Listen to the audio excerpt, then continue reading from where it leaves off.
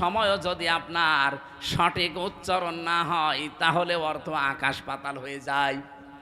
ইযা জাআ নাসরুল্লাহি ওয়াল ফাত, যখন আল্লাহর সাহায্য আসবে আপনি তখন বিজয় দেখতে পাবেন। কিন্তু এখন যদি আপনি নুন সাদ র নাসরকে নাসারা বলেন, নুন সিন র, ইযা জাআ নাসরুল্লাহি ওয়াল ফাত, যখন আসবে ঈগল পাখি তখন আপনি বিজয় পাবেন। কোথায় নুন সাদ র নাসর মানে সাহায্য, আর নুন সিন র নাসর মানে ঈগল পাখি।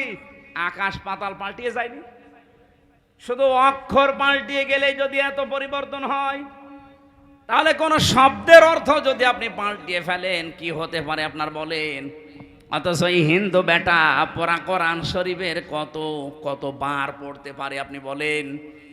এখানে আব্দুল হাই সাহেব সহ যত আলেম আছে, আমি অন্তত গ্যারান্টি দিতে পারি একজন আলেমও হাত তুলে বলতে পারবে না যে পড়া কোরআন শরীফের প্রতিটি শব্দের অর্থ আমার জানা আছে। পারবে না।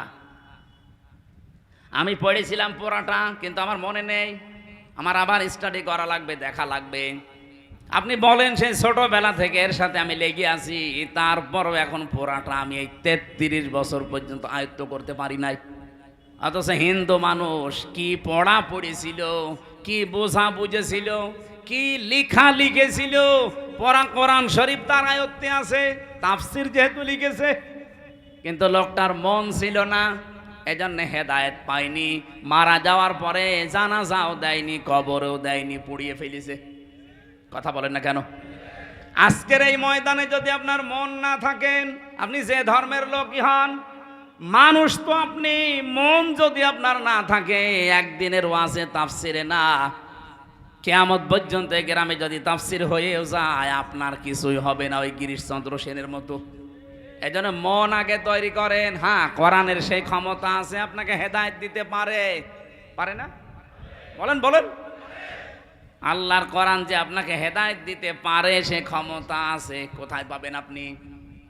যালিকাল কিতাবু লা রাইবা ফীহ।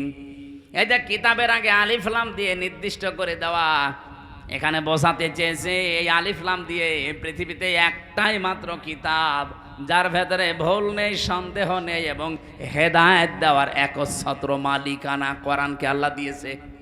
কোরআন পারে আপনাকে হেদায়েত দিতে, কিন্তু দেবে না। এই যে সূর্যটার কাজ হচ্ছে আলো দেওয়া, সূর্যের আলো দুনিয়ায় সবাই পায় না? পায় না। অন্ধ আলো পাবে। এখন দোষ কি সূর্যের না ওর চোখের? আরো জোরে বলেন। পৃথিবীতে একটা খাবার আছে যে খাবারকে তরল, তারপরও সেটাকে ড্রিঙ্ক বলা হয় না। Milk is an ideal drink, বলে না আইডিয়াল ফুড। আইডিয়াল ফুড আপনি ড্রিঙ্ক বললে অর্থ মেলাতে পারবেন না, যদিও এটা তরল। যতক্ষণ পর্যন্ত দুধ ঘি না হবে, মাখন না হবে, যতক্ষণ ওটা জমাট না বাঁধবে, দই না হবে, ততক্ষণ তো ওরে তরল থাকলে তো ড্রিঙ্ক বলা যায়। কিন্তু বিজ্ঞান 12,500 খাবারের উপরে গবেষণা চালিয়েছে, এই একমাত্র দুধকে তারা জানিয়েছে এটা হচ্ছে আদর্শ খাবার, আদর্শ পানি না। ওনারা ব্যাখ্যা দিয়েছেন কেন জানেন?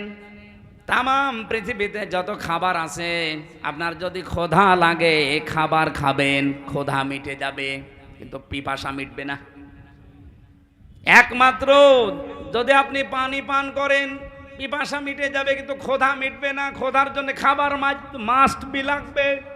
পানির কাজ পানি করবে, খাবারের কাজ খাবার। তো একটাই মাত্র খাবার দুনিয়াতে আল্লাহ পাঠিয়েছে যেটা খেলে ক্ষুধাও মিটে যায়, পিপাসাও মিটে যায়, তার নাম দুধ। এখন দুধ ভালো জিনিস না খারাপ জিনিস? আরো জোরে বলেন। একে সবার জন্য ভালো না। আমাশার রোগী যে ওর জন্য ভালো, ওরে আপনি দুধ দেবেন, ও সারাদিন টয়লেটে বসে থাকবে। দুধ তো ভালো, সবার জন্য ভালো না। কোরআন শরীফও ভালো, এখানে সবার জন্য ভালো না। আপনার মন যদি না থাকে আপনার জন্য ভালো হবে না। কোরআন সবাইকে হেদায়েত দিতে পারে, সে ক্ষমতা কোরআনের আছে। সূর্য যেমন সবাইকে আলো দিতে পারে, সে ক্ষমতা সূর্যের আছে। কিন্তু যার চোখ খারাপ, এ দোষ সূর্যের না, এ দোষ তার চোখের। কথা বলেন ঠিক কিনা? পেট ভালো না যার, তার যেমন দুধে কাজ হয় না। আজকের মাহফিল যেহেতু মানুষের জন্য, সব মানুষের কাজ হবে না, কাজ হবে শুধুমাত্র মনওয়ালা মানুষের। এই জন্য আজকে এখনই মন তৈরি করেন যে আজকে যা বলবে এখন থেকে এটা আমার জন্যেই। আপনি অন্যদিকে টেনে নিয়ে যাবেন না, বলবেন আমার জন্যেই। আমরা সেই নিয়ত নিয়ে এই কথা বলতে চাই, ইনশা। আরো জোরে বলেন ইনশা। সূরা আলে ইমরানের 104 এবং 105 দুইটা আয়াত পড়েছি। আমার এই মাথার ভেতরে এই দুইটা আয়াত সম্পর্কে যত কথা আছে, আমার তো মনে হয় যদি কিয়ামত পর্যন্ত আল্লাহ হায়াত আমাকে দেয়, কিয়ামত এসে যাবে, আয়াতের কথা শেষ হবে না। এত কথা এই আয়াতের ভেতর থেকে আমি নিজে নিজে বের করেছি, কোরআন থেকে, তাফসির থেকে, একেবারে অথেন্টিক ভাবে আপনাকে আমি জানাচ্ছি। মন দিয়ে কান খাড়া করে শুনবেন, আগে জবান ছেড়ে দিয়ে কোরআনের আয়াতটা একটু পড়েন। আউযু বিল্লাহি মিনাশ শাইতানির রাজিম, বিসমিল্লাহির রহমানির রহিম। ওয়ালতাকুম মিনকুম উম্মাতুন ইয়াদউনা ইলাল খায়র ওয়া ইয়া'মুরুনা বিল মা'রুফি ওয়া ইয়ানহাউনা আনিল মুনকার ওয়া উলাইকা হুমুল মুফলিহুন। খুব ভালো করে শুনবেন। এখন 10 মিনিট শোনেন, এই 10 মিনিটই কাজ হবে। কোন সূরা জানো? আলে ইমরান। বলেন বলেন। এই এখানে নড়াচড়া করা যাবে না। 104 নাম্বার আয়াত, 200টা আয়াত আছে, 20টা রুকু আছে, মাত্র একটা আয়াত আমরা পড়লাম। আল্লাহ তাআলা গ্যারান্টি দিচ্ছেন, নরমালে বলতে পারতেন, গ্যারান্টি দিয়েছেন ওয়ালতাকুম মিনকুম উম্মাতুন, অবশ্যই তোমাদের মধ্যে একটা দল থাকতেই হবে। এই যারা আজ বলেন যে আমি নামাজ পড়ি, রোজা রাখি, হজ করে এসেছি, আমার বউ পর্দায় থাকে, ওসব দলদারির ভেতরে আমি নেই, ও ঝামেলায় আমি যাব কেন? আমি কি নামাজ পড়ি না? আল্লাহ বলেন অবশ্যই তোমাদের ভেতরে একটা দল থাকতেই হবে।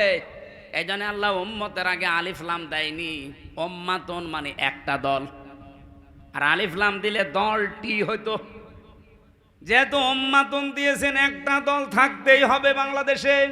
আমরা যারা নবীর উম্মত দাবি করি, তাদের ভেতরে কি করবে তারা? ইয়াদউনা ইলাল খায়র, তারা ভালো কাজে মানুষকে ডাকবে, কল্যাণের দিকে। এখন ভালো কাজ, কল্যাণের কাজ কোনটা? তামাম দুনিয়ায় যত ভালো কাজ আছে, এটা বলবে আমির হামজা না আল্লাহ? বলেন না কেন? আরো জোরে বলেন। আল্লাহ যদি বলে যে এটা ভালো কাজ, আমি যদি কোরআন থেকে বের করতে পারি, আপনি মানবেন তো? কারা কারা মানবেন হাত তোলেন তো। এই আন্দাজ হাত তুলবেন না, এখানে ঝামেলা আছে। দেখেন তো হাত তোলেনি কে? দেখেন দেখেন, ওই যে এক লোক হাত না তুলে বসে আছে, আমি জানিও মানবে না। তোলেন, হ্যাঁ তোলেন। এই সবুজ জামা তোলেন। আমার শওকত ভাই তুলেছে, হাত তুলে আবার নামিয়ে ফেলিস। ঠিক আছে, অসুবিধা, আলহামদুলিল্লাহ। এবার ভালো করে শোনেন ভাই, আমি তো মানিয়ে বলবো, আলেমরা আছে না, এখানে সমস্যা কি? এবার আমি বললাম না ক্লাসের মেন টাইম চলছে, এটা একেবারে নড়াচড়া না, আপনার নিজের দিকেও তাকাবেন না। ও রাজবাড়িবাসী একটু খেয়াল করেন, ভালো কাজ কোনটা, যেদিকে মানুষকে ডাকার কথা নির্দেশ দিলেন, ইয়াদউনা ইলাল খায়র।